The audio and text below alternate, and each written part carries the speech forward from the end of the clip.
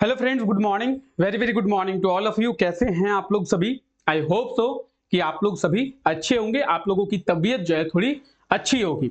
मेरी तो तबीयत थोड़ी सी खराब है, ठीक है। तो तबीयत खराब होने के बावजूद जो है हिंदी का ये क्लास आप लोगों के लिए लिया जा रहा है, क्योंकि आप लोगों के लगातार कमेंट्स आ रहे थे कि क्या हुआ सर, हिंदी का क्लास रुक गया, सर हिंदी का क्लास नहीं हो रहा है, सर सिलेबस कैसे कंप्लीट होगा। इसीलिए इस क्लास को अभी लिया जा रहा है। अगर आप देखेंगे तो सुबह 5 बजे वाली झारखंड के करंट अफेयर्स की क्लास नहीं हुई है। क्यों? रीजन वही है कि तबीयत मेरा सही नहीं है, तबीयत इतना अच्छा नहीं है कि आप लोगों का क्लास लिया जाए। लेकिन हिंदी का जो क्लास है आप लोगों के लिए बहुत इंपॉर्टेंट है और सिलेबस को भी कवर करना है, इसीलिए इस क्लास को सुबह 9 बजे हम लोग कर रहे हैं, ठीक है। तो सुबह के 9 बज गए हैं, आप सभी को पता है, और हम लोग अभी हिंदी के क्लास में है, ठीक है। अगर बात करें हिंदी के क्लास की, तो जेएसएससी सीजीएल के लिए पेपर 2 में जो लोग हिंदी सेलेक्ट किए हैं उनके लिए ये बहुत ही इंपॉर्टेंट क्लास रहने वाला है। हिंदी का आज का हमारा तीसरा क्लास है, यानी इसके पहले हिंदी के 2 क्लास हुए हैं और उन 2 क्लास में हम लोग हिंदी के बारे में बहुत अच्छे से डिटेल में बात किए हैं। पहले क्लास में हम लोग भाषा के बारे में बात किए थे कि भाषा क्या है, भाषा की उत्पत्ति कैसे हुई है, भाषा का मीनिंग क्या है, भाषा को क्या कहते हैं, भाषा कितने प्रकार की होती है, भाषा की लिपि क्या है, उन सभी चीजों के बारे में पहले क्लास में हम लोग डिस्कस किए हैं। दूसरे क्लास में हम लोग हिंदी के बारे में डिस्कस किए थे कि हिंदी की उत्पत्ति किस प्रकार से हुई है, हिंदी की कितनी उपभाषाएं हैं, हिंदी को कैसे जाना गया, संस्कृत से हिंदी का विकास किस प्रकार से हुआ है। तो इन सभी चीजों के बारे में दूसरे क्लास में हम लोग बात कर चुके हैं। आज का हमारा तीसरा क्लास है और आज के इस क्लास में हम लोग हिंदी साहित्य के इतिहास के बारे में बात करेंगे और हिंदी साहित्य के इतिहास को आज के क्लास में हम लोग खत्म करेंगे, ठीक है। कोई बात नहीं है, तबीयत थोड़ी सी खराब है, कोई बात नहीं, तबीयत सही हो जाएगी, लेकिन हमारा क्लास जो है इंपॉर्टेंट है। तो चलिए क्लास को शुरू करते हैं और देखते हैं हिंदी साहित्य के इतिहास के बारे में, ठीक है। अगर आप पिछले 2 क्लास को देख लिए हैं तो बहुत अच्छी बात है। अगर आप पिछले 2 क्लास को नहीं देखे हैं तो इस क्लास को देखने के बाद पिछले 2 क्लास को भी एक बार आप लोग कवर कर लेंगे, ठीक है। सबसे पहले हम लोग बात करते हैं किस चीज की? हिंदी साहित्य के इतिहास की, ठीक है। तो हिंदी साहित्य के इतिहास का जो लेखन है, यानी सबसे पहले इसका श्रेय किसे दिया जाता है? तो हिंदी साहित्य के इतिहास का लेखन एक फ्रेंच लेखक गार्सा द तासी, इनके द्वारा प्रारंभ किया गया था, इनके द्वारा शुरू किया गया था। तो सबसे पहला पॉइंट तो यही निकल के सामने आता है कि हिंदी साहित्य के इतिहास का लेखन किसके द्वारा शुरू किया गया था, किसके द्वारा प्रारंभ किया गया था? तो गार्सा द तासी, ये एक फ्रेंच लेखक है और इन्हीं के द्वारा ये शुरू किया गया था, ठीक है। इनके द्वारा एक पुस्तक लिखा गया था, ठीक है। किसके द्वारा? गार्सा दी तासी के द्वारा। और उस पुस्तक का, उस बुक का नाम क्या है? एंदु ए हिंदुस्तानी। एंदु ए हिंदुस्तानी, क्या नाम है? एंदु ए हिंदुस्तानी, ठीक है। और ये जो पुस्तक है एंदु ए हिंदुस्तानी, इसका हिंदी में अनुवाद किसके द्वारा किया गया है? तो हिंदी में ट्रांसलेशन किया गया है लक्ष्मी सागर के द्वारा। किसके द्वारा? लक्ष्मी सागर के द्वारा, ठीक है। तो आप लोग याद रखेंगे, लक्ष्मी सागर के द्वारा एंदु ए हिंदुस्तानी, ये जो बुक है इसका हिंदी में अनुवाद किया गया है, हिंदी में ट्रांसलेट किया गया है, ठीक है। अगर आपसे एग्जाम में क्वेश्चन पूछा जाए कि एंदु ए हिंदुस्तानी पुस्तक का हिंदी में अनुवाद किसके द्वारा किया गया है, तो लक्ष्मी सागर जी के द्वारा किया गया है, ठीक है। इनके अतिरिक्त साहित्य के लेखन का कार्य जो है एक अंग्रेजी विद्वान जॉर्ज अब्राहम के द्वारा भी किया गया है, ठीक है। तो जॉर्ज अब्राहम को भी याद रखें, ठीक है। जॉर्ज अब्राहम के द्वारा भी किया गया है और जॉर्ज अब्राहम की एक पुस्तक है। क्या पुस्तक है सर? जॉर्ज अब्राहम की पुस्तक का नाम है the modern vernacular literature of Hindustan. क्या नाम है? तो आप ये देखेंगे, जॉर्ज अब्राहम की पुस्तक का नाम है द मॉडर्न, सॉरी पेन गिर गया, ठीक है, तबीयत सही नहीं है, ठीक है। तो जॉर्ज अब्राहम की बात करेंगे। जॉर्ज अब्राहम की पुस्तक का नाम क्या है? The modern vernacular literature of Hindustan, ठीक है। आप अगर इस बुक को देखना चाहेंगे तो इस बुक को आप लोग देख सकते हैं, the modern vernacular literature of Hindustan. ये किसके द्वारा लिखा गया है? तो जॉर्ज अब्राहम के द्वारा। ठीक है, तो इसको आप लोग नोट डाउन करेंगे कि the modern vernacular literature of Hindustan, इस बुक के लेखक कौन है, इस बुक के राइटर कौन है? तो जॉर्ज अब्राहम जो है इस बुक के राइटर हैं। ठीक है, यहां तक क्लियर है? यहां तक क्लियर है? एक बार इसको भी स्क्रीनशॉट ले लेंगे। चलिए एक बार फिर से देखते हैं क्या बातें कही गई है। कही गई है कि हिंदी साहित्य के इतिहास का जो लिखने का काम है एक फ्रेंच लेखक गारसा दी तासी के द्वारा किया गया है, और इनके द्वारा जिस बुक में हिंदी साहित्य का इतिहास लिखा गया है उस बुक का नाम क्या है? एंदू ए हिंदुस्तानी। क्या नाम है? तो एंदू ए हिंदुस्तानी। एंदू ए हिंदुस्तानी किसकी बुक है? गारसा द तासी की बुक है, और इसी बुक को हिंदी में ट्रांसलेट किनके द्वारा किया गया है? लक्ष्मी सागर के द्वारा। ठीक है, साथ ही साथ एक अंग्रेजी विद्वान भी हैं जिनके द्वारा हिंदी साहित्य के इतिहास के लेखन का कार्य किया गया है, जिसका नाम है क्या? George Abraham. George Abraham. और जॉर्ज अब्राहम की एक पुस्तक है जिसका नाम है the modern vernacular literature of Hindustan. Clear है? क्लियर है? ठीक है, ये जो बुक है, कौन सा book? The modern vernacular literature of Hindustan. इस बुक को हिंदी का वास्तविक ग्रंथ माना जाता है। इसमें 967 कवियों का वर्णन जो है वो देखने को मिलता है या फिर किया गया है। तो अगर आपसे पूछा जाए किस किताब को, किस पुस्तक को, कौन से बुक को हिंदी का वास्तविक ग्रंथ माना जाता है, तो उस बुक का नाम है the modern vernacular literature of Hindustan. ठीक है, इस बुक के लेखक कौन है? तो जॉर्ज अब्राहम जो है इस बुक के लेखक है, और इस बुक में 967 कवियों का वर्णन जो है वो किया गया है। ठीक है, 967 कवियों का वर्णन किया गया है, इसीलिए हिंदी का वास्तविक ग्रंथ इस बुक को माना जाता है। ठीक है, तो बुक को एक बार आप लोग देख लेंगे। क्लियर है? यहां तक क्लियर है? ठीक है, आज थोड़ा सा आप लोग मैनेज करेंगे क्योंकि तबीयत मेरी बहुत अच्छी नहीं है, फिर भी आप लोगों का क्लास लिया जा रहा है ताकि आप लोगों का सिलेबस जो है वो कंप्लीट हो पाए। ठीक है, चलिए आगे बढ़ते हैं।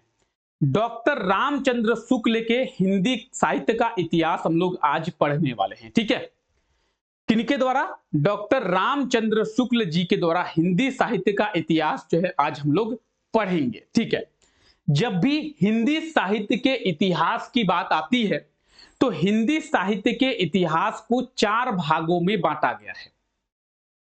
हिंदी साहित्य के इतिहास को 4 भागों में बांटा गया है। ये 4 भाग कौन से हैं? आदिकाल, भक्ति काल, रीति काल और आधुनिक काल। ठीक है, हिंदी साहित्य के इतिहास को कितने भागों में बांटा गया है? तो हिंदी साहित्य के इतिहास को 4 भागों में बांटा गया है। ठीक है, बहुत इंपॉर्टेंट पॉइंट है, सीधे सीधे क्वेश्चन एग्जाम में पूछा जाएगा कि हिंदी साहित्य के इतिहास को कितने भागों में बांटा गया है? 4 भागों में। ये 4 भाग कौन कौन है? तो आदिकाल, भक्ति काल, रीति काल और आधुनिक काल। ठीक है, अगर आदिकाल की बात करेंगे, आदिकाल को वीर गाथा काल भी कहते हैं, और आदिकाल शुरू होता है 993 ईस्वी से 1313 ईस्वी तक जो है वो आदिकाल चलता है। ठीक है, तो हिंदी साहित्य के इतिहास को 4 भागों में बांटा गया है। उनमें से पहला भाग है आदिकाल, और आदिकाल को वीरगाथा काल भी कहते हैं। निम्न में से किस काल को वीरगाथा काल कहते हैं? 4 ऑप्शन मिलेंगे, आदिकाल, भक्ति काल, रीति काल, आधुनिक काल। क्या होगा सही आंसर? आदिकाल। ठीक है, तो क्वेश्चन घुमा के पूछा जाएगा आप लोगों से, निम्न में से किस काल को पूर्व मध्यकाल कहते हैं? निम्न में से किस काल को उत्तर मध्यकाल कहते हैं? तो ये सब चीजें आपको पता होनी चाहिए। आपको चीजें पता होंगी तभी तो आप एग्जाम में सही आंसर दे पाएंगे। और हिंदी को अंडर एस्टिमेट नहीं करना है, पूरे 100 क्वेश्चंस आप लोगों को हिंदी से देखने को मिलेंगे। 300 मार्क्स का एग्जाम होगा हिंदी में, 300 नंबर का एग्जाम। हिंदी को कम सोच रहे हैं क्या? और मेरिट बनेगा, मेरिट में हिंदी के नंबर्स जो है एड ऑन होंगे। तो पेपर 2 और पेपर 3 से ही मेरिट बनेगा। तो पेपर 2 हिंदी को आप लोग अंडर एस्टिमेट कर रहे हैं क्या? नहीं। तो आपको अच्छे से पढ़ना है कि 4 काल हैं किसमें? हिंदी साहित्य के इतिहास में। कौन कौन से 4 काल हैं? आदि काल, भक्ति काल, रीति काल और आधुनिक काल। ठीक है, हम लोग सबसे पहले आदि काल के बारे में पढ़ेंगे, जिसे वीर गाथा काल कहते हैं। आदि काल के पढ़ने के बाद हम लोग पढ़ेंगे भक्ति काल के बारे में। भक्ति काल के पढ़ने के बाद हम लोग पढ़ेंगे रीति काल के बारे में, और रीति काल के पढ़ने के बाद हम लोग पढ़ेंगे आधुनिक काल के बारे में। ठीक है, अगर भक्ति काल की बात करेंगे, 1313 ईस्वी में आदि काल समाप्त होता है और 1318 ईस्वी में आदि काल समाप्त होता है, और वहीं से भक्ति काल जो है वो शुरू होता है, जो कि 1643 ईस्वी तक चलता है। ठीक है, 1318 से भक्ति काल जो है वो शुरू होता है और 1643 तक भक्ति काल चलता है। ठीक है, उसके बाद अगर रीति काल की बात करें तो 1643 को रीति काल की शुरुआत होती है, जो कि 1843 तक चलती है। कितनी? 1843 तक रीति काल चलती है, और 1843 में आधुनिक काल शुरू होती है, जो कि आज तक चल रही है। तो अगर आप लोगों से एग्जाम में पूछा जाए ये जो वर्तमान समय चल रहा है हिंदी साहित्य के इतिहास के अनुसार कौन सा काल चल रहा है, तो ये चल रहा है आधुनिक काल। कौन सा काल चल रहा है? आधुनिक काल। और हम लोग अभी किसमें है? 2024 में। ठीक है, तो आधुनिक काल की शुरुआत होती है 1843 में, और 1843 से अभी तक आधुनिक काल जो है वो चल रहा है। ठीक है, तो एक बार आप लोग फिर से इस चीज को समझ जाएं, क्योंकि बहुत इंपॉर्टेंट है। हिंदी साहित्य के इतिहास को अधिकतर विद्वानों ने 4 भाग में बांटा है: आदि काल, भक्ति काल, रीति काल और आधुनिक काल। ठीक है, अब आइए हम लोग सबसे पहले आदि काल के बारे में बात करेंगे। आदि काल के बारे में बात कर लेंगे, आदि काल को पूरा समझ जाएंगे, उसके बाद भक्ति काल, देन रीति काल, देन आधुनिक काल। ठीक है, चलिए तो हम लोग समझते हैं किसके बारे में? आदि काल के बारे में। ठीक है, अगर हम लोग आधुनिक काल की बात करें, किसकी बात करें? आधुनिक काल की। तो आधुनिक काल को विद्वानों ने निम्न भागों में बांटा है। आधुनिक काल को भारतेंदु युग, द्विवेदी युग, छायावाद युग, प्रगतिवाद युग, प्रयोगवाद युग और नई कविता युग। ठीक है, आप लोग इसकी टेंशन नहीं ले, क्योंकि आगे हम लोग इसके बारे में देखने वाले हैं। फिलहाल आपको अभी इसलिए बताया जा रहा है क्योंकि आपको अभी सिनेरियो समझाया जा रहा है कि आज के इस क्लास में हम लोग क्या क्या पढ़ेंगे। आज के इस क्लास में हम लोग इन चारों काल के बारे में पढ़ेंगे, और आधुनिक काल में आपको भारतेंदु युग, द्विवेदी युग, छायावाद युग, प्रगतिवाद युग, साथ ही साथ प्रयोगवाद और नई कविता युग के बारे में भी पढ़ना है। ठीक है, हम लोग पढ़ लेंगे। फिलहाल हम लोग आदि काल को शुरू करते हैं। क्या? आदि काल को। ठीक है, अगर आदि काल की बात करेंगे 993 ये आदि काल शुरू होता है, 1318 ईस्वी तक आदि काल जो है वो चलता है। ठीक है, तो देखते हैं आदि काल में क्या क्या विकास हुआ है, क्या क्या कुछ हुआ है। ठीक है, आदि काल के बारे में देखें। तैयार हैं सभी लोग? तैयार हैं? चलिए एक बार जल्दी से क्लास को सभी लोग लाइक कर देंगे। तबीयत खराब होने के बावजूद आप लोगों की क्लास ली जा रही है, तो एक बार आप लोग क्लास को लाइक कर दें। चलिए एक बार जल्दी से आप लोग क्लास को लाइक कर दें।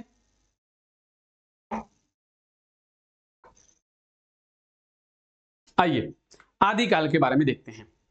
आदि काल को ग्रंथों में 5 भागों में बांटा गया है, या फिर कह सकते हैं कि आदि काल के ग्रंथों को या फिर आदि काल को 5 भागों में बांटा गया है। आदि काल को वीर गाथा काल के नाम से भी जाना जाता है। तो पहला पॉइंट तो यही बनता है कि आदि काल को वीर गाथा काल के नाम से भी जाना जाता है। ठीक है, आदि काल को 5 भागों में बांटा गया है। ये 5 भाग आप लोग देख सकते हैं: सिद्ध साहित्य, रास साहित्य, जैन साहित्य, नाथ साहित्य और लौकिक साहित्य। ठीक है, तो आदि काल के ग्रंथों को 5 भागों में बांटा गया है। अगर सिद्ध साहित्य की बात करेंगे तो बौद्ध ग्रंथ है, रास साहित्य की बात करेंगे राजस्थानी ग्रंथ है, जैन साहित्य को जैन ग्रंथ के रूप में जाना जाता है, नाथ साहित्य को गोरखनाथ ग्रंथ के रूप में जाना जाता है, और लौकिक साहित्य को मध्यकाल के पहले ग्रंथ के बारे में जाना जाता है, या फिर मध्यकाल के पहले ग्रंथ के रूप में जाना जाता है। तो आदि काल के ग्रंथों को कितने भाग में बांटा गया है, या फिर आदि काल को कितने भाग में बांटा गया है? तो आदि काल को 5 भाग में। ठीक है, अभी हम लोग थोड़ी देर पहले देखे कि हिंदी साहित्य के इतिहास को 4 काल में डिवाइड किया गया है। ठीक है, हिंदी साहित्य के इतिहास को 4 काल, उनमें से एक काल है आदिकाल, और आदिकाल के ग्रंथों को 5 भाग में। ठीक है, तो आदिकाल के 5 ग्रंथों आप लोग देख सकते हैं। अगर सिद्ध साहित्य की बात करें तो ये कौन सा ग्रंथ है? बौद्ध ग्रंथ है। सिद्ध साहित्य बौद्ध ग्रंथ है। ठीक है, रास साहित्य की बात करेंगे तो ये राजस्थानी, रास तो रास से आप राजस्थान समझ जाएंगे। ठीक है, जैन साहित्य आराम से समझ जाएंगे, जैन साहित्य जैन ग्रंथ। नाथ साहित्य गोरखनाथ, क्योंकि गोरखनाथ के पीछे में नाथ है। लौकिक साहित्य मध्यकाल के पहले ग्रंथ। तो आपको मोटे मोटे तौर पर याद रखना है सिद्ध साहित्य जो कि बौद्ध ग्रंथ है, और लौकिक साहित्य जो कि मध्यकाल के पहले ग्रंथ है। बाकी तीनों तो आपको याद हो ही जाएगा। रास साहित्य निम्न में से किससे संबंधित है? रास साहित्य, रास यानी राजस्थान, राजस्थान में रास आता है। ठीक है, जैन साहित्य जैन धर्म का जैन ग्रंथ है वो। नाथ, नाथ किस में आता है? गोरखनाथ, नाथ गोरखनाथ।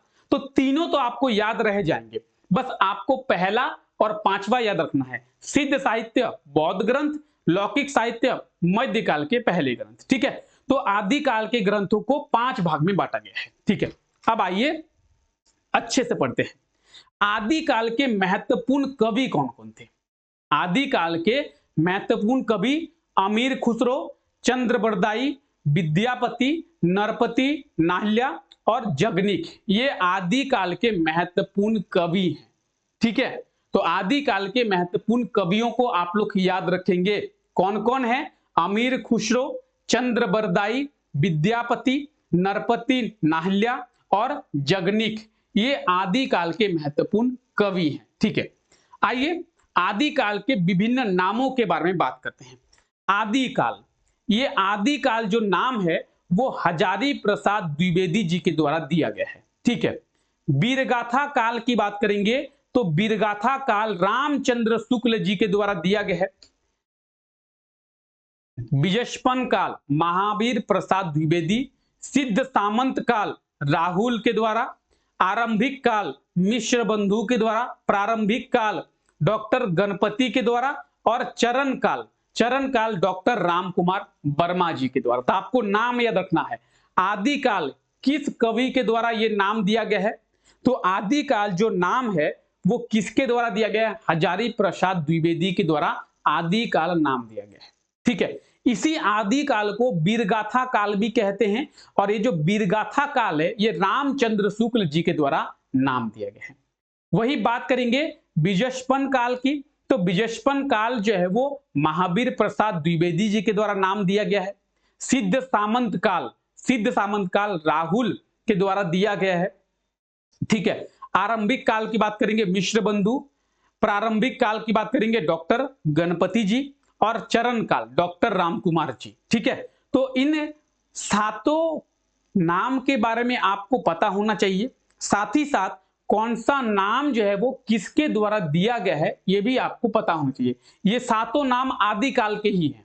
ठीक है, 7 नाम जो है वो किसके हैं? आदिकाल के ही नाम है। तो 7 नाम आप लोग याद रखें। साथ ही साथ कौन सा नाम किनके द्वारा दिया गया है एग्जाम में पूछा जाएगा। आदिकाल ये नाम किसके द्वारा दिया गया है? तो हजारी प्रसाद द्विवेदी जी के द्वारा। वीरगाथा काल ये नाम किसके द्वारा दिया गया है? रामचंद्र शुक्ल जी के द्वारा। तो इस प्रकार से क्वेश्चन पूछा जाएगा। ठीक है, चलिए एक बार आप लोग स्क्रीनशॉट ले लेंगे इसका, एक बार सभी लोग स्क्रीनशॉट ले लेंगे। अच्छा, सभी को समझ में आ रहा है ना? देखिए हिंदी थोड़ा सा टफ तो है। अगर आप हिंदी साहित्य का इतिहास पढ़ेंगे तो आपको थोड़ा टफ लगेगा। अगर आप सोचेंगे कि हिंदी में सर हमको व्याकरण पढ़ना है, तब तो हिंदी आपके लिए इजी है। समास पढ़िए, संज्ञा पढ़िए, सर्वनाम पढ़िए, मुहावरे पढ़िए, बस हो गया हिंदी खत्म। लेकिन अगर आप हिंदी साहित्य का इतिहास पढ़ेंगे तो हिंदी का इतिहास पढ़ेंगे तो थोड़ा तो आपको टफ लगेगा। ठीक है, तो चीजें आपको याद रखनी पड़ेगी। ये सब चीजें समझने वाली चीजें नहीं है, ये सब चीजें आपको रटनी पड़ेंगी। ये सब समझने वाली चीजें नहीं है कि आदिकाल ये फॉर्मूला हो गया, मैथ है समझा दिए, रीजनिंग है समझा दिए, फॉर्मूले से निकाल लेंगे, नहीं, ये सब चीजें आपको रटनी पड़ेंगी। अगर आप हिंदी पढ़ रहे हैं तो हिंदी में आपको रटना पड़ेगा। आदिकाल कौन से टाइम पीरियड से कौन से टाइम पीरियड, भक्ति काल कौन से टाइम पीरियड से कौन से टाइम पीरियड में, रीति काल कौन से टाइम पीरियड से कौन से टाइम पीरियड में, आधुनिक काल किस टाइम पीरियड में। तो हिंदी में आपको रटना पड़ेगा भाई चीजें, सिंपल सी बात है। हिंदी में कोई फॉर्मूला नहीं है, कोई थ्योरी उसमें काम नहीं करती है कि सर हमें फॉर्मूला बता दीजिए, हमें कॉन्सेप्ट बता दीजिए, हम कर लेंगे। नहीं, हिंदी में अगर आप हिंदी पढ़ रहे हैं तो हिंदी में चीजें आपको रटनी पड़ेंगी, ठीक है। तो मेरा सजेशन यही है कि आप प्रॉपर नोट्स बनाएं और उस नोट्स को हर वीक में रिवीजन करते हुए चलें। आप बोलेंगे सर इसका क्या मतलब है, मंडे टू सैटरडे आप जो भी पढ़ेंगे उसका प्रॉपर नोट्स बनाएं और संडे को उसका रिवीजन करें, ठीक है। तो मंडे टू सैटरडे आप क्लास करें, संडे को आप रिवीजन करें, तभी आप हिंदी को हरा पाएंगे, ठीक है। फिलहाल आप इन सब नाम को याद रख लें, ठीक है। चलिए आगे बात करते हैं। आइए, हिंदी साहित्य के इतिहास को अधिकतर विद्वानों 4 भागों में बांटा है और उनमें से एक भाग आदिकाल हमारा हो चुका है खत्म। आदिकाल को हम लोग खत्म कर चुके हैं, ठीक है। तो आदिकाल में आपको इतनी ही चीजें पढ़नी है, यहीं से क्वेश्चन आपका आदिकाल से बनता है। क्या क्या पढ़नी है, आदिकाल के नामों के बारे में पढ़ना है कि कौन सा नाम किसके द्वारा दिया गया है, साथ ही साथ आदिकाल के महत्वपूर्ण कवि कौन कौन है उसके बारे में आपको पढ़ना है, ठीक है। और आदिकाल के ग्रंथों के बारे में आपको पढ़ना है। तो आदिकाल के बारे में बेसिकली आपको 3 चीजें पता होनी चाहिए, आदिकाल के ग्रंथों के बारे में, आदिकाल के महत्वपूर्ण कवियों के बारे में और आदिकाल के महत्वपूर्ण नामों के बारे में आपको पता होना चाहिए। बस आदिकाल से, इससे ज्यादा क्वेश्चंस कहीं से नहीं पूछा जाएगा, ठीक है। तो आदिकाल हमारा खत्म हो चुका है। आइए अब हम लोग भक्ति काल की ओर बढ़ते हैं और हम लोग थोड़ा भक्ति करते हैं, ठीक है। तो भक्ति काल का सबसे पहले इंपॉर्टेंट पॉइंट तो टाइम पीरियड बनता है 1318 से 1643 तक, ठीक है। भक्ति काल, भक्ति काल का टाइम पीरियड आप लोग याद रखेंगे 1318 से 1643, ठीक है। भक्ति काल को 2 भागों में बांटा गया है, निर्गुण काव्य धारा और सगुण काव्य धारा। भक्ति काल को 2 भागों में बांटा गया है, निर्गुण काव्य धारा और सगुण काव्य धारा, ठीक है। ये जो निर्गुण काव्य धारा है इसके प्रवर्तक कौन है, कबीरदास। आप लोगों ने कबीरदास का नाम इसके पहले सुना होगा, ठीक है। सगुण काव्य धारा की बात करेंगे, इसके प्रवर्तक कौन है, तुलसीदास, ठीक है। तो भक्ति काल को कितने भागों में बांटा गया है, एग्जाम में सीधा क्वेश्चन पूछा जाएगा कि भक्ति काल को कितने भागों में बांटा गया है। ऑप्शन ए 2 काल, ऑप्शन सी 3 काल, ऑप्शन डी 4 काल, ऑप्शन सी 4 काल या फिर ऑप्शन डी 5 काल। तो बताएंगे सही आंसर 2 कालों में या फिर 2 काव्य धारा में, ठीक है। भक्ति काल को कौन कौन सा, निर्गुण काव्य धारा, सगुण काव्य धारा। निर्गुण काव्य धारा के प्रवर्तक कौन है, तो कबीरदास, और सगुण काव्य धारा के प्रवर्तक कौन है, तुलसीदास, ठीक है। देखिए चीजें समझना तो पड़ेगा, आपको रटना तो पड़ेगा। कहा जाता है कि करत करत अभ्यास ते जड़मति होत सुजान, रस्सी आवत जात ते सिल पर पड़त निशान। इसका मतलब यह है कि करते करते ही आपको समझ में आएगा, करते करते ही चीजें आपको याद होंगी। एक कोमल सी रस्सी जब कुएं में आती जाती है तो निशान पड़ जाता है। सोचिए एक कोमल सी रस्सी, रस्सी कितना ही ठोस होता है, कितना मजबूत होता है, पत्थर से ज्यादा मजबूत होता है क्या रस्सी, रस्सी ज्यादा मजबूत होता है या पत्थर, पत्थर। लेकिन फिर भी ये जो रस्सी है वो आने जाने से पत्थर में निशान कर देती है। तो वही बातें बोली गई है कि करत करत अभ्यास ते जड़मति होत सुजान, रस्सी आवत जात ते सिल पर पड़त निशान। यानी करते करते ही आपको समझ में आएगी। तो आपको भी रिवीजन करते रहना पड़ेगा, पढ़ते रहना पड़ेगा। कोई बात नहीं है, हम लोग पहले सिलेबस कवर करेंगे, उसके बाद टाइम रहेगा तो दोबारा सिलेबस कवर करेंगे, उसके बाद टाइम रहेगा, फिर एमसीक्यू करेंगे, फिर सिलेबस करेंगे, हम लोग अच्छे तरीके से क्लास को करेंगे। फिलहाल आपको याद रखना है भक्ति काल को दो काव्य धारा में बांटा गया है, पहला निर्गुण काव्य धारा, दूसरा सगुण काव्य धारा। ठीक है, निर्गुण काव्य धारा के प्रवर्तक कौन है? कबीर दास, और सगुण काव्य धारा के प्रवर्तक कौन है? तुलसीदास। ठीक है, अगर हम लोग बात करें निर्गुण काव्य धारा की, तो निर्गुण काव्य धारा को दो भागों में बांटा गया है, प्रेमाश्री और ज्ञानाश्री।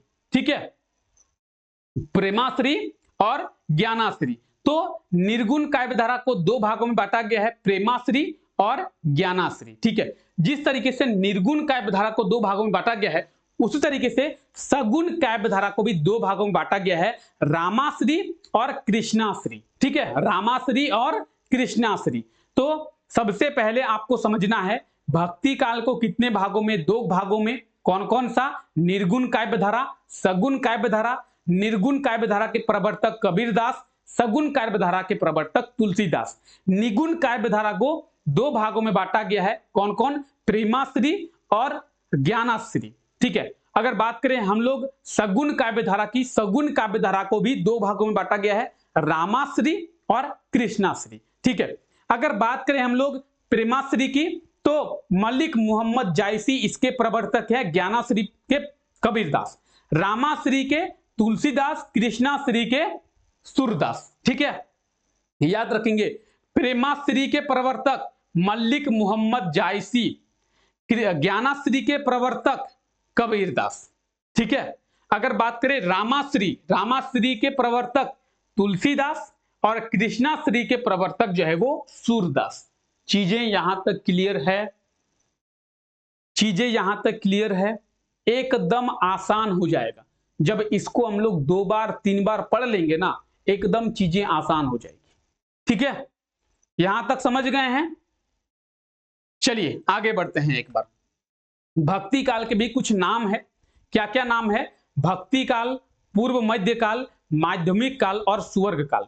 भक्ति काल जो नाम है रामचंद्र शुक्ल के द्वारा, डॉक्टर नागेंद्र के द्वारा पूर्व मध्य काल, मिश्र बंधु के द्वारा माध्यमिक काल, और सभी कवियों ने मिलकर स्वर्ग काल जो है वो नाम दिया है। ठीक है, स्वर्ग काल। तो देखिए भक्ति काल, भक्ति काल से ही आप समझ पा रहे हैं भक्ति हुआ होगा, राम की कृष्ण की भक्ति हुई है। ठीक है, तो रामाश्री कृष्णाश्री किस काल के भाग हैं? भक्ति काल के। सिंपल सी चीजें हैं, राम जी का, कृष्ण जी का, और हम लोग राम जी से और कृष्ण जी से क्या करते हैं? प्रेम करते हैं, प्रेमाश्री। ठीक है, तो चीजें याद रखिए, रामाश्री और कृष्णाश्री किस काल के भाग होंगे? भक्ति, क्योंकि हम लोग भक्ति करते हैं किनकी? राम की और कृष्ण की। साथ ही साथ राम से और कृष्ण से हम लोग क्या करते हैं? प्रेम करते हैं, और उनसे हमें क्या प्राप्त होता है? तो ज्ञान प्राप्त होता है। चीजें इसी तरीके से आपको याद रखनी है। ठीक है, कि हम लोग भक्ति करते हैं किनकी? किनकी भक्ति करते हैं? राम की और कृष्ण की।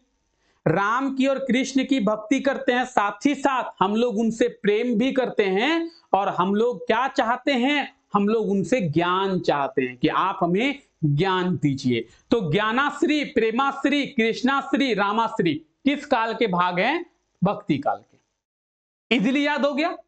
इजीली याद हो गया? अच्छे तरीके से नाम याद रखें भक्ति काल के नाम। भक्ति काल रामचंद्र शुक्ल, पूर्व मध्य काल डॉक्टर नागेंद्र, माध्यमिक काल मिश्र बंधु, स्वर्ग काल समस्त कवियों के द्वारा। ठीक है, नाम याद हो गया? चलिए, तो दो काल हमारे खत्म हो गए। कौन कौन से? आदि काल और भक्ति काल हमारा होता है समाप्त। दो काल के बारे में हम लोग पढ़ चुके हैं। ठीक है, अब हम लोग पढ़ेंगे किसके बारे में? रीति काल के बारे में। रीति काल को उत्तर मध्य काल के नाम से भी जाना जाता है। 1643 से लेकर 1843 यानी लगभग 200 साल जो है वो रीति काल का समय रहा है। ठीक है, तो चलिए रीति काल को शुरू करते हैं। रीति काल के कवियों को तीन भागों में बांटा गया है। रीति काल के कवियों को तीन, रीतिबद्ध कवि, रीति सिद्ध कवि, रीति मुक्त कवि। ठीक है, रीति काल के कवियों को तीन भागों में बांटा गया है। ये तीन भाग कौन कौन है? रीतिबद्ध कवि, रीति मुक्त कवि और रीति सिद्ध कवि। ठीक है, अब पॉइंट ये बनता है कि सर रीतिबद्ध कवि किसे कहते हैं, रीति सिद्ध कवि का क्या मतलब है और रीति मुक्त कवि का क्या मतलब है। ठीक है, आइए समझते हैं। सबसे पहले क्या समझेंगे, रीतिबद्ध कवि। रीतिबद्ध कवि की अगर बात करें, रीतिबद्ध कवि के अंतर्गत वे कवि आते हैं जिन्हें रीति परंपरा की अनुसरण जो है वो किया है। रीति परंपरा की पूरी जानकारी थी और रीति परंपरा का अनुसरण किया। अनुसरण का मतलब है फॉलो किया रीति परंपरा को। ठीक है, तो रीतिबद्ध कवि में कौन से कवि आते हैं, रीतिबद्ध कवि में वो कवि आते हैं जिन्हें रीति परंपरा के बारे में जानकारी थी और उन्होंने रीति परंपरा को फॉलो किया। ठीक है, जिस तरह जैसे कहा जाता है ना, देखिए हम लोग जब भी रोड में चलते हैं तो 3 तरीके के लोग होते हैं। 3 तरीके के, रोड में जब कोई गाड़ी चलाता है तो 3 तरीके के लोग होते हैं। आप बोलेंगे सर कौन कौन सा, पहला टाइप, 3 टाइप के लोग होते हैं। पहला, जिन्हें ट्रैफिक लॉज के बारे में पता होता है, ट्रैफिक के नियम के बारे में पता होता है और वो लोग ट्रैफिक नियम को फॉलो करते हैं। पहले टाइप के लोग कि हाँ ट्रैफिक का नियम उन्हें पता है और वो लोग ट्रैफिक का नियम जो है फॉलो करते हैं। जैसे गाड़ी चलाते समय हमें हेलमेट या फिर सीट बेल्ट पहनना चाहिए, तो ये ट्रैफिक का नियम है, तो ये हमें पता है और हमने इसको फॉलो किया। ठीक है, ये पहला टाइप। सर दूसरा टाइप क्या है, दूसरा टाइप है जिन्हें ट्रैफिक का नियम पता नहीं है। अगर पता होता तो फॉलो करता, उसे जितना पता है उतना फॉलो किया, जो पता नहीं है वो उसने फॉलो नहीं किया। जैसे उसको पता है कि बाइक चलाते समय हेलमेट पहनना चाहिए, लेकिन हमें राइट टर्न लेते समय हमें राइट इंडिकेटर भी देना होता है, उसे पता नहीं था तो उसने फॉलो नहीं किया, यानी उसे पता नहीं था तो उसने फॉलो नहीं किया। ठीक है, तीसरा टाइप आता है कि उसे पता होता है लेकिन फिर भी वो फॉलो नहीं करता है। उसे पता है कि बाइक चलाते समय हेलमेट पहनना चाहिए, अगर हम कार चला रहे हैं तो हमें सीट बेल्ट पहननी चाहिए, लेकिन जानबूझकर वो फॉलो नहीं करता है। तो 3 टाइप के लोग होते हैं। पहला टाइप जिसे पता होता है और वो फॉलो भी करता है, दूसरा टाइप जिसे पता नहीं होता है इसीलिए वो फॉलो नहीं करता है, और तीसरा टाइप जिसे पता तो होता है लेकिन वो फॉलो नहीं करता है। तो उनमें से पहला टाइप है ये रीतिबद्ध कवि। इन्हें रीति परंपरा के बारे में जानकारी थी और रीति परंपरा को इन्होंने फॉलो भी किया है, और इसमें केशव दास, मतीराम, रसनिधि, भूषण और चिंतामणि ये कुछ लेखक आते हैं। ठीक है, अगर हम लोग बात करेंगे केशव दास की, तो केशव दास के कुछ काव्य धारा हैं या फिर उनकी कुछ कृतियां हैं। रामचंद्रिका, विज्ञान गीता, कवि प्रिया, ये किनके द्वारा लिखा गया है, तो रामचंद्रिका की बात करें, चाहे हम लोग विज्ञान गीता की बात करें, चाहे हम लोग बात करें कवि प्रिया, तो ये केशव दास जी के द्वारा लिखा गया है। ठीक है, अगर मतीराम की बात करें, ललित राम, ठीक है, ललित राम, ये किसके द्वारा, मतीराम। रसराज, ये मतीराम जी के द्वारा ही लिखा गया है। अलंकार, ये भी मतीराम जी की ही कृति है। और पंचरिका, ये भी मतीराम जी की ही कृति है, यानी ये भी मतीराम जी के द्वारा ही लिखा गया है। ठीक है, रसनिधि के बारे में बात करते हैं। रत्न हजारा ये किनकी कृति है, किसके द्वारा लिखा गया है, तो रसनिधि के द्वारा। भूषण की बात करेंगे, शिवराज भूषण और शिवा वावनी, ये भूषण के द्वारा लिखा गया है। ठीक है, चिंतामणि जी के द्वारा कविकुल, कल्पतरु, रूस विलास, काव्य विवेक और श्रृंगार, ये जो है वो चिंतामणि जी के द्वारा लिखा गया है। तो ये रीतिबद्ध कवि है। रीतिबद्ध कवि का मतलब है इन कवियों को रीति परंपरा के बारे में जानकारी थी और रीति परंपरा को इन्होंने फॉलो किया। ठीक है, साथ ही साथ इन कवियों का आप लोग नाम देख पा रहे हैं और नाम के साथ साथ इनके द्वारा कुछ लिखी काव्य धारा भी आप देख पा रहे हैं। ठीक है, चलिए आगे बढ़ते हैं। अब हम लोग देखते हैं रीति सिद्ध कवि। रीति सिद्ध कवि में कौन से कवि आते हैं, इसके अंतर्गत वे कवि आते हैं जिन्हें रीति परंपरा की पूरी जानकारी नहीं थी, इसीलिए उन्होंने इसे फॉलो नहीं किया। तो रीति परंपरा की इन्हें पूरी तरीके से जानकारी नहीं थी, जितनी जानकारी थी उतना फॉलो किया, जितना नहीं था उतना फॉलो नहीं किया। अभी आपको थोड़ा देर पहले बताया गया ठीक है। तो रीति सिद्ध कवि में कौन से कवि आते हैं? जिन्हें पूरी तरीके से रीति परंपरा की जानकारी नहीं थी, इसीलिए रीति परंपरा को उन्होंने फॉलो नहीं किया। ठीक है, ठीक है। आगे आगे जो कवि है वो रीति परंपरा रीति सिद्ध कवि है। अच्छा, रीति मुक्त कवि को मतलब क्या है? रीति मुक्त कवि, रीति मुक्त कवि का मतलब है रीति परंपरा की ना तो इन्हें जानकारी थी और ना ही इन्होंने उसका फॉलो कर किया, यानी इन्हें ना तो रीति परंपरा में कोई इंटरेस्ट, ना तो इन्हें जानना है कि हम लोग जान जाएं और जान के इन्हें फॉलो करना, वैसा भी नहीं। रीति मुक्त कवि यानी वो रीति से मुक्त ही है, ना तो रीति परंपरा के बारे में इन्हें जानना था, ना तो रीति परंपरा के को इन्हें फॉलो करना था। तो वो है रीति मुक्त कवि, यानी रीति से ही मुक्त हैं। ठीक है, हमें तो जानना ही नहीं है क्या नियम है क्या कानून है, नियम कानून गया भाड़ में, वही है, ये वही कवि है, रीति परंपरा गया भाड़ में। ठीक है, जो कल्चर है जो परंपरा है वो भाड़ में गया, हमें जानना नहीं है और ना ही हमें उसे फॉलो करना है। हम क्यों जाने, हमें फॉलो ही नहीं करना है। तो रीति मुक्त कवि में कौन कौन आते हैं? आलम, बोधा, ठाकुर प्रसाद और धनानंद। ठीक है, तो ये इनके द्वारा कुछ लिखी गई कृतियां भी आप देख सकते हैं। आलम के द्वारा आलम केली, बोधा इश्कनामा, ठीक है, ठाकुर प्रसाद के द्वारा ठाकुर ठसक, और धनानंद की बात करेंगे पदावली, मुगल बादशाह, वियोग और इश्क लता, ये जो है वो धनानंद। अच्छा देखिए, आपको कंफ्यूज नहीं होना है, यहां पे देखिए इश्कनामा और इश्क लता धनानंद, ठीक है, इश्क लता धनानंद, इश्कनामा बोधा। ठीक है, इश्क लता जो है वो धनानंद, इश्कनामा बोधा। ठीक है, चलिए अब रीति काल के कुछ नाम देखते हैं। रीति काल, अलंकृत काल भी इसे कहते हैं, श्रृंगार काल भी कहते हैं, कला काल। रीति काल को नाम दिया है रामचंद्र शुक्ल जी ने, अलंकृत काल मिश्र बंधु, श्रृंगार काल विश्वनाथ प्रसाद मिश्र के द्वारा और रमा शंकर शुक्ल के द्वारा कला काल। तो ये रीति काल के कुछ नाम हैं। ठीक है, आप लोग याद रखेंगे। ठीक है, रीति काल के नाम आपको याद रखना है। क्या क्या नाम है? रीति काल, ठीक है, रीति काल के साथ साथ अलंकृत काल, श्रृंगार काल और कला काल। तो ये चार नाम है रीति काल के, चारों नाम आपको याद रखना है। और इन चारों नामों को किस कवि के द्वारा दिया गया है, इन चारों नाम के प्रस्तुतकर्ता कौन है, ये भी आप लोग याद रखेंगे। रीति काल रामचंद्र शुक्ल जी के द्वारा नाम दिया गया है, अलंकृत काल मिश्र बंधु जी के द्वारा ये नाम दिया गया है, श्रृंगार काल विश्वनाथ प्रसाद मिश्र के द्वारा ये नाम दिया गया है और कला काल रामाशंकर जी के द्वारा ये नाम जो है वो दिया गया है। ठीक है, तो आप ये याद रखेंगे। ठीक है, रीति काल आपको समझ में आ गया।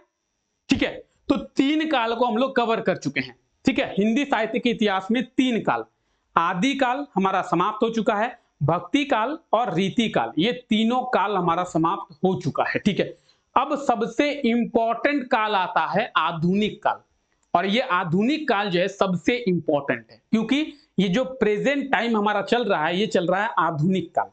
हम लोग अभी किस काल में हैं? तो हम लोग अभी आधुनिक काल में हैं। आधुनिक काल की शुरुआत होती है कब? 1843 में। 1843 में रीति काल समाप्त होता है और आधुनिक काल की शुरुआत होती है, और अभी आधुनिक काल ही चल रहा है। तो 1843 को आधुनिक काल शुरू होता है जो कि अभी तक चल रहा है। ठीक है, तो सबसे इंपॉर्टेंट काल बनता है आधुनिक काल। ठीक है, सबसे इंपॉर्टेंट काल बनता है आधुनिक काल। ठीक है, आधुनिक काल को कुछ भागों में बांटा गया है। ठीक है, भारतेंद्र युग, द्विवेदी युग, छायावाद युग, प्रगतिवाद युग, प्रयोगवाद युग और नई कविता युग, ये कुछ भाग हैं जो कि आधुनिक काल को बांटा गया है। ठीक है, तो आप लोग इसे भी याद रखें। मेनली अगर हम लोग बात करें आधुनिक काल को कितने भागों में बांटा गया है, तो टोटल 6 भागों में। ठीक है, आधुनिक काल को कुल 6 भागों में बांटा गया है। किसी को कोई दिक्कत यहां तक? यहां तक किसी को कोई दिक्कत है? किसी को कोई दिक्कत नहीं है? ठीक है, इसका हम लोग अगले सप्ताह एक बार रिवीजन भी कर लेंगे। ठीक है, अगले सप्ताह तक, नेक्स्ट वीक में, आज तो हो गया संडे, अगले संडे तक हम लोग हिंदी में जितना भी सिलेबस कवर करेंगे उसको हम लोग संडे में रिवाइज कर लेंगे, तो चीजें हमें याद हो जाएगी। ठीक है, तो आधुनिक काल को 6 भागों में बांटा गया है। भारतेंदु युग, द्विवेदी युग, छायावाद युग, प्रगतिवाद युग, प्रयोगवाद युग और नई कविता युग। ठीक है, क्लियर है? चलिए आगे बात करते हैं। सबसे पहले हम लोग बात करेंगे भारतेंदु युग के बारे में। इसे पुनर्जागरण काल भी कहते हैं और 1843 को यह शुरू होता है, 1900 तक भारतेंदु युग चलता है। ठीक है, तो भारतेंदु युग को पुनर्जागरण काल भी कहते हैं। ठीक है, चलिए इस युग का जो नामकरण है वो भारतेंदु हरिश्चंद्र के नाम पर किया गया। ठीक है, भारतेंदु हरिश्चंद्र एक कवि हैं और इन्हीं के नाम पर इस युग का जो नाम है वो किया गया। ठीक है, किनके नाम पर? भारतेंदु हरिश्चंद्र के नाम पर। कौन सा काल तो या फिर कौन सा युग? भारतेंद्र युग। भारतेंद्र युग में नारी शिक्षा, विधवाओं की दुर्दशा, छुआछूत आदि को लेकर कविताएं जो है वो लिखी गई है। ठीक है, तो भारतेंदु युग में किस प्रकार की कविता लिखी गई है? नारी शिक्षा के बारे में कि महिलाओं को शिक्षा देना चाहिए, महिलाएं को भी शिक्षित करना चाहिए। ठीक है, महिलाओं को भी शिक्षा का पूरा अधिकार है। तो नारी शिक्षा, महिलाओं के शिक्षा के ऊपर जो है वो कविताएं लिखी गई है। साथ ही साथ विधवाओं की दुर्दशा कि जब किसी नारी की, किसी महिला के पति की मृत्यु हो जाती है तो उसके बाद उस महिला की दुर्दशा क्या होती है उसके बारे में भी कविता के रूप में बहुत अच्छी तरीके से समझाया गया है। साथ ही साथ छुआछूत के बारे में भी इस युग में कविताएं लिखी गई है। किस प्रकार से पहले छुआछूत था। अगर छुआछूत की बात करें तो आज के टाइम पे भी आपको बहुत जगह में छुआछूत देखने को मिलेगा। अगर मेजरली जो गांव इलाका है, ठीक है, जो ग्रामीण इलाका है वहीं पे आपको छुआछूत देखने को मिलेगा। जैसे जैसे लोग शिक्षित हो रहे हैं वैसे वैसे छुआछूत जो है वो समाप्त होते जा रहा है। तो छुआछूत से अगर आपको निपटना है तो आपको लोगों को शिक्षित करना होगा। ठीक है, तो छुआछूत को लेकर भी इस युग में कविताएं लिखी गई है। ठीक है, भारतेंद्र युग में पद्य के लिए ब्रिज भाषा और गद्य के लिए खड़ी बोली भाषा का प्रयोग किया गया है। ठीक है, तो ब्रज भाषा और खड़ी बोली, इन भाषाओं के बारे में भी हम लोग पढ़ चुके हैं, तो पिछले 2 क्लास को आप लोग एक बार जरूर से देख लें। ठीक है, ब्रज भाषा और खड़ी बोली भाषा कौन सी भाषा है, पिछले क्लास में हम लोग बहुत अच्छे से बात की है। ठीक है, तो आप ये भारतेंदु युग को अच्छे तरीके से समझ पा रहे हैं। क्लियर? चलिए भारतेंद्र युग के कुछ रचनाएं और उनके रचनाकारों के नाम आप देखें। भारतेंदु हरिश्चंद्र, प्रताप नारायण मिश्रा, राधा कृष्ण दास। प्रेम सरोवर, प्रेम मल्लिका, ये भारतेंदु जी के द्वारा लिखा गया है। मन की लहर, श्रृंगार विलास, ये प्रताप नारायण जी के द्वारा लिखा गया है। कंसवध और देश दशा, ये राधा कृष्ण दास जी के द्वारा लिखा गया है। ठीक है, तो आपको याद रखना है कि प्रेम सरोवर ये किसके द्वारा लिखा गया है, प्रेम मल्लिका किसके द्वारा लिखा गया है, मन की लहर ये किसके द्वारा लिखा गया है, कंसवध या फिर देश दशा ये किसके द्वारा लिखा गया है। ठीक है, तो आपको इन रचनाओं के बारे में पता होना चाहिए और उन रचनाओं के रचनाकार कौन है इसके बारे में भी आपको पता होना चाहिए। ठीक है, ठीक है, क्लियर? तो ये भारतेंदु युग के कुछ प्रमुख रचनाएं हैं और उनके रचनाकारों के नाम आप लोग देख सकते हैं। क्लियर? चलिए सभी लोग स्क्रीनशॉट ले लें इसका। चलिए आगे बढ़ते हैं और हम लोग देखते हैं द्विवेदी युग के बारे में। आधुनिक भारतेंदु युग हमारा खत्म हो चुका है। ठीक है, अब हम लोग देखते हैं द्विवेदी युग के बारे में। ठीक है, द्विवेदी युग जो है वो 1900 को शुरू होता है। हम लोग अभी देखें कि भारतेंदु युग जो है वो 1900 में समाप्त होता है, तो द्विवेदी युग जो है 1900 में शुरू होता है और 1918 तक ये चलता है। इस युग का नाम महावीर प्रसाद द्विवेदी के नाम पर रखा गया।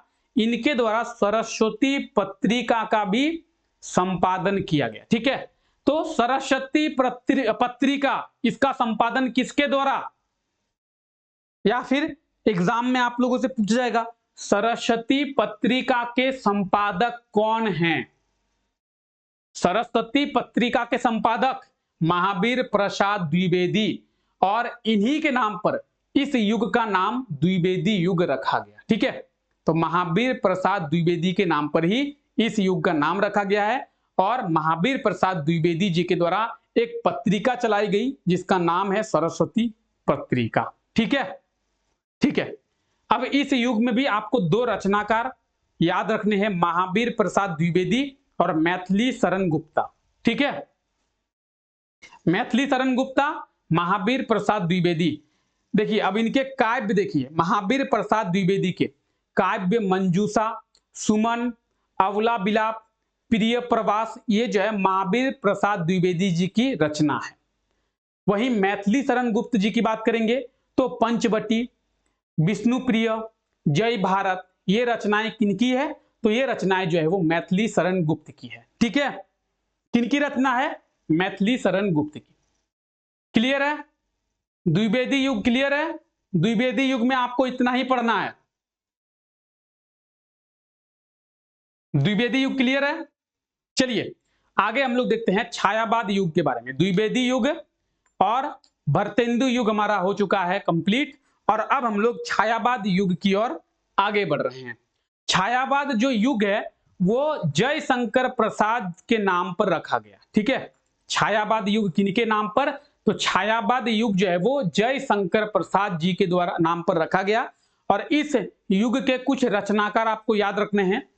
एक तो हो गए जयशंकर प्रसाद जी, सूर्यकांत त्रिपाठी, प्रेमचंद, महादेवी वर्मा और सुमित्रा नंदन पंत, आपको इस युग के कुछ रचनाकार हैं। ठीक है, तो जयशंकर प्रसाद, सूर्यकांत त्रिपाठी, प्रेमचंद, महादेवी वर्मा और सुमित्रा नंदन पंत इस युग के रचनाकार हैं।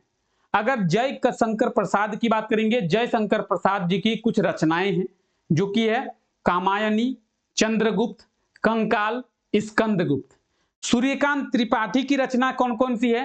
राम की शक्ति पूजा, सरोज स्मृति और कुकुरमुत्ता।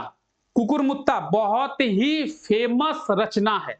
ठीक है, कुकुरमुत्ता जो है वो बहुत ही प्रसिद्ध रचना है, तो आपको याद रखना है, एग्जाम में पूछा जा चुका है। कुकुरमुत्ता रचना के रचनाकार कौन है? सूर्यकांत त्रिपाठी। ठीक है, चलिए प्रेमचंद की सबसे इंपॉर्टेंट अगर रचना कोई है, देखिए आपको इंपॉर्टेंट बताते हैं, गोदान याद रखना है, कुकुरमुत्ता याद रखना है, कंकाल याद रखना है, चंद्रगुप्त याद रखना है। ठीक है, मानसरोवर याद रखना है,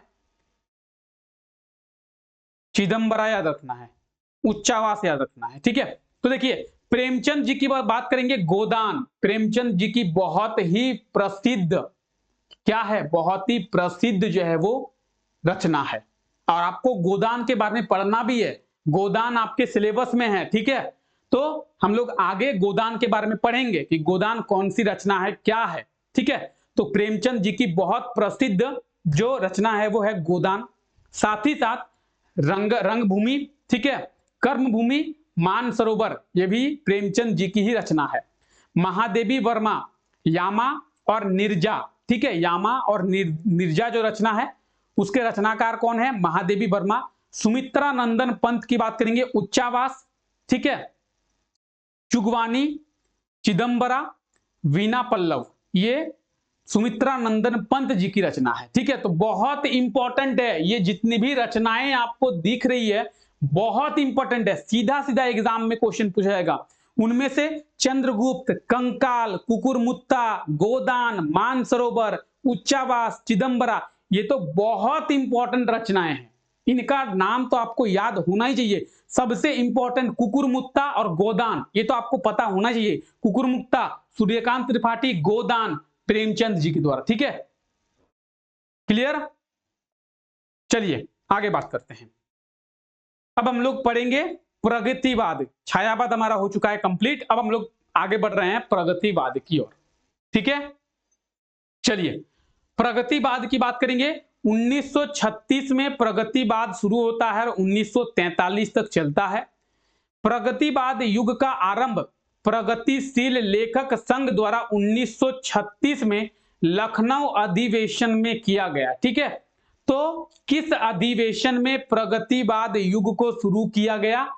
लखनऊ अधिवेशन में। और लखनऊ अधिवेशन की अध्यक्षता प्रेमचंद, मुंशी प्रेमचंद जी के द्वारा किया गया। किनके द्वारा? मुंशी प्रेमचंद जी के द्वारा।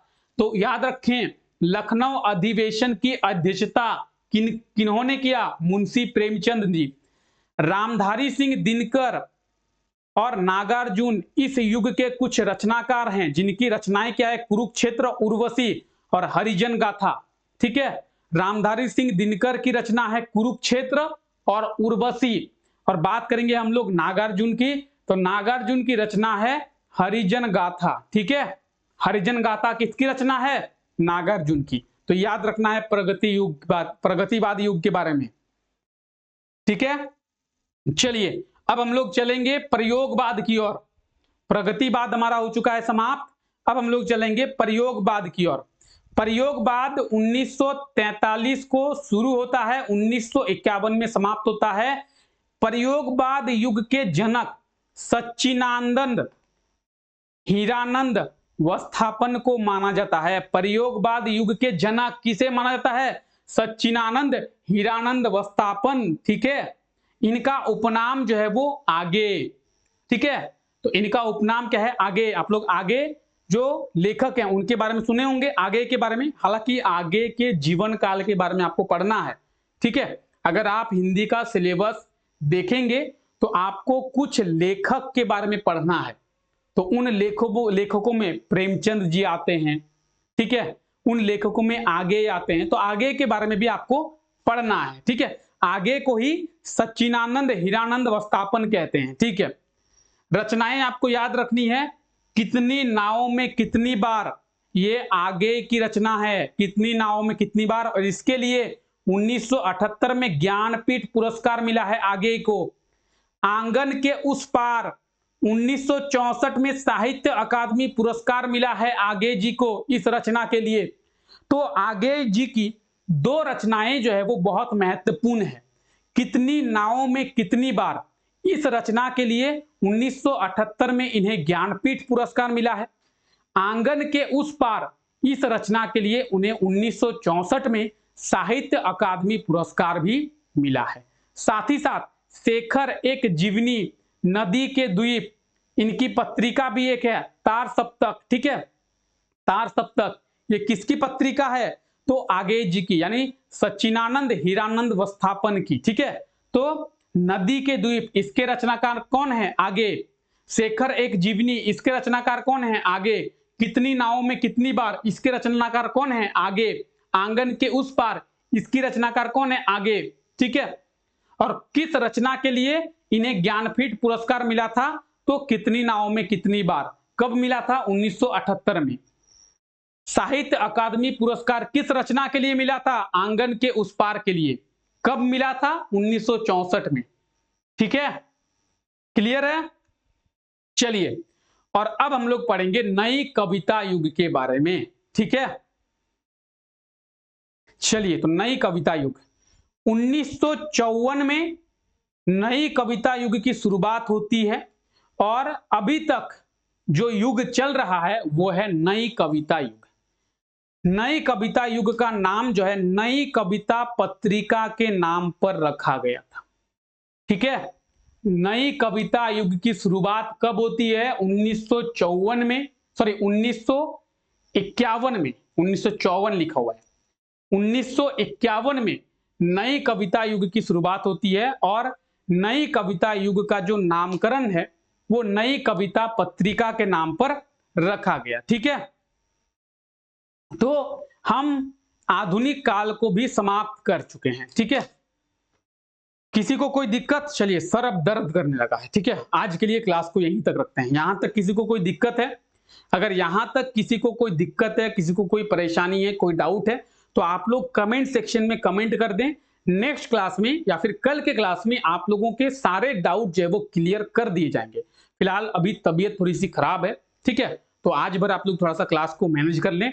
जो भी डाउट है आपका, कल के क्लास में आप लोगों के सभी डाउट को रिजॉल्व किया जाएगा। ठीक है, तो आई होप सो कि आज का ये क्लास आप लोगों को अच्छा लगा है, और क्लास अच्छा लगा है तो क्लास को लाइक करना ना भूलें। चलिए फिलहाल मिलते हैं आप लोगों से नेक्स्ट क्लास में, तब तक के लिए thank you, take care, bye bye.